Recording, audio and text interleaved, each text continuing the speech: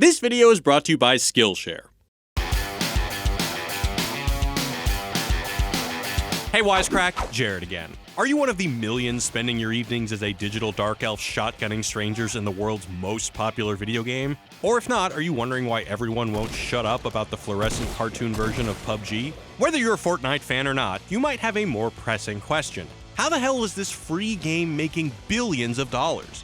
You might think you know the answer, but here's something you might not have considered. Fortnite isn't making money in spite of the fact that it's free, it's making money because it's free. Also, its stupendous success might illuminate one of the fundamental tenets of the modern economy. So climb off your Bear Force 1 and button up your virtual britches as we break down the economics of Fortnite. For those of you living under a pixelated rock, Fortnite is a battle royale style shooter where you Hunger Games your way to the finale in hopes of being the last cat standing. You can also play in squads or 50v50. It sets itself apart from the other battle royale games with its more colorful and cartoonish style, and the ability to build things like a murderous Minecraft. Oh, and also, everything is free. The game is free to download, the weapons are free, and you don't even need an expensive console since you can play online on a potato. This essentially makes the game available to everyone with access to a computer. But Fortnite's producer Epic Games is making staggering amounts of money. In May of this year alone, they made $318 million. That's enough for Elon Musk to launch 5 rockets to fucking space. In other words, it's a shit ton. Not surprisingly, Fortnite makes its money on in-game purchases. Usually it's in-game currency, V-Bucks. We're gonna assume the V stands for virtual, not vapid, vacant, or vacuous, because what does this virtual cash get you? Badass weaponry to slay your foes, or super powerful armor to protect you from the bad men trying to teabag you? Nope. You know what you can buy? Dances, and shiny things, functionless armor, and different characters. In fact, you can buy all the badass, silly, or individualized shit you want, but it's all purely cosmetic. We all know lots of games manipulate us into buying things. Entice the player with a simple game loop. Use lots of flashing cha-chings and compliments to make the player feel good about themselves. Train the players to spend your fake currency. Offer the players a way to spend real currency for your fake currency, so they'll forget they're spending money. And make the game about waiting, but let the player pay not to wait. It's a surefire way to make lots of money. That's not news. But Fortnite is different than other free-to-play games, where you can buy stuff that actually, helps you. In those games, free-to-play is essentially pay to win. Why wait 20 hours for your fortress to upgrade if you can speed it up for 99 cents? But Fortnite insists on equal access to all players, even if you suck. Oh my god. On this mountain. Okay. This is bad. This is bad. This is bad.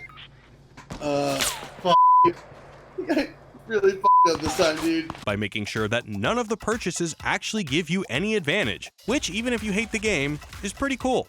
So why do people buy this stuff that's only function is cosmetic? Are we all just idiots trying real hard to turn reality into an episode of Black Mirror? Well, laugh all you want, but our Fortnite showboaters are actually just doing something that we all do, whether we like to admit it or not. It's basically just the logic on which our whole economy is built.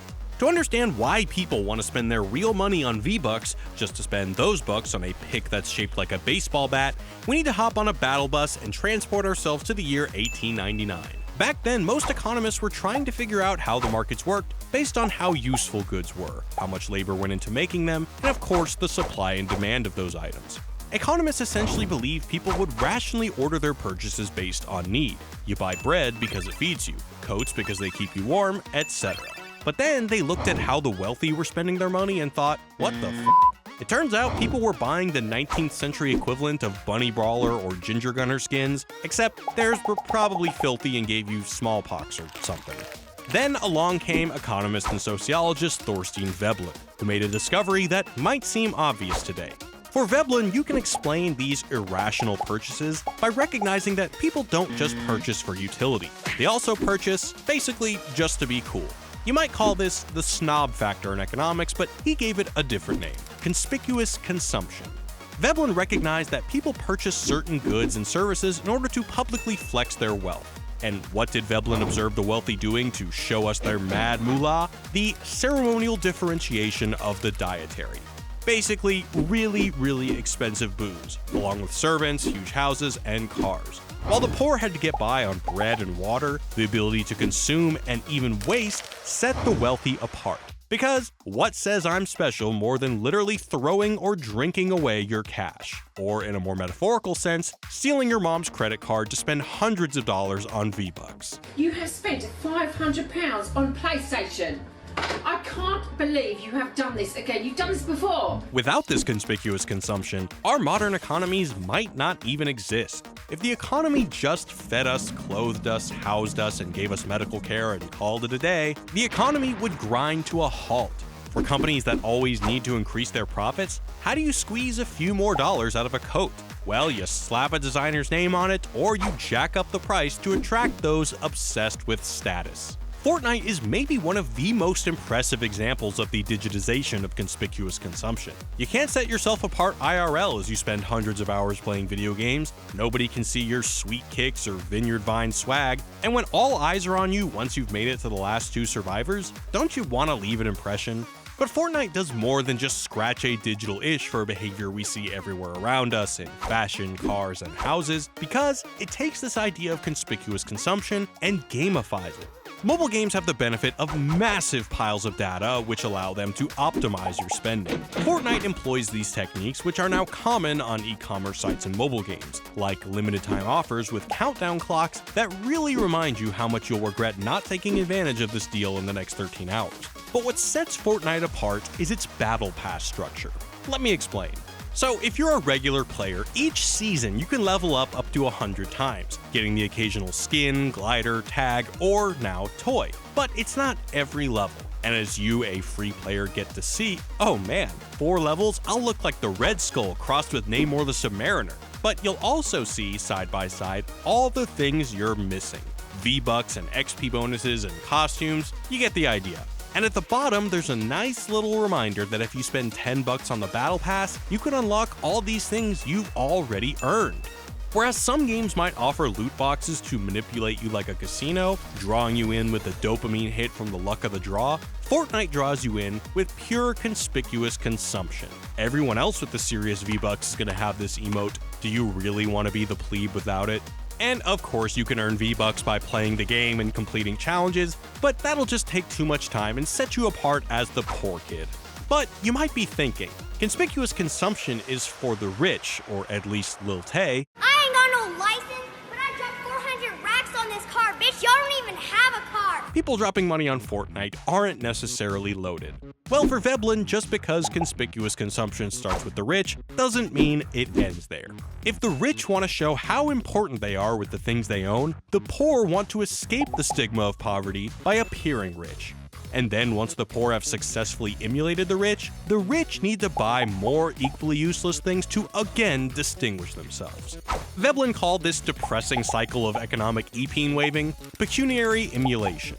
In this way, Fortnite's Battle Pass system works a lot like fashion magazines. Anyone can afford to peruse the pages to see what high society is wearing, even if they can't afford the clothing itself. But that's okay. In fact, it's the point. You want the audience as large as possible so that everyone, regardless of wealth, can spot your $50,000 purse. And this is how Fortnite makes money, by playing on our desire to be at least as cool, but preferably cooler than everyone else. What better way to earn money than by making a game free to everyone so that nobody feels left out, but then providing incentive for folks to pay to demonstrate their awesomeness. Like I said, the game isn't making buku bucks despite the fact that it's free, it's making money because it's free. And does it work? Let's look at some stats. In a survey of 1,000 Fortnite players, 68.8% had spent an average of $85 on the game, all of it on cosmetic stuff. Why? Because it's all about keeping up with the Kardashians. So is Fortnite really doing anything we don't already experience in our analog lives? Not really. They've just found the shiny new digital arena in which we all want to be liked and feel special. So, free or not, we're totally buying. Now, next time you need a break from the world of Slurp Juice and Boogie Bombs, Skillshare's got you covered with over 20,000 wide-ranging classes. Want to learn a new language? There's a class for that. Want to get in shape? Skillshare can teach you how. Want to create your own video games so you can finally beat your stupid friend Dave at something? You can study entrepreneurship hustle to turn your game into a real business. You can take the staples of branding to make your game a huge hit. And best of all, you can take the fundamentals of portrait photography so you can take the perfect picture of Dave at that exact moment he realizes how successful you've become. Take that, Dave. Skillshare's premium membership gives you unlimited access to high-quality classes on must-know topics, so you can improve your skills, unlock new opportunities, and do the work you love. Join the millions of students already learning on Skillshare today with a special offer just for Wisecrack viewers. Get 2 months of Skillshare for free. All you have to do is sign up through the link in the description or go to skl.sh/wisecrack12.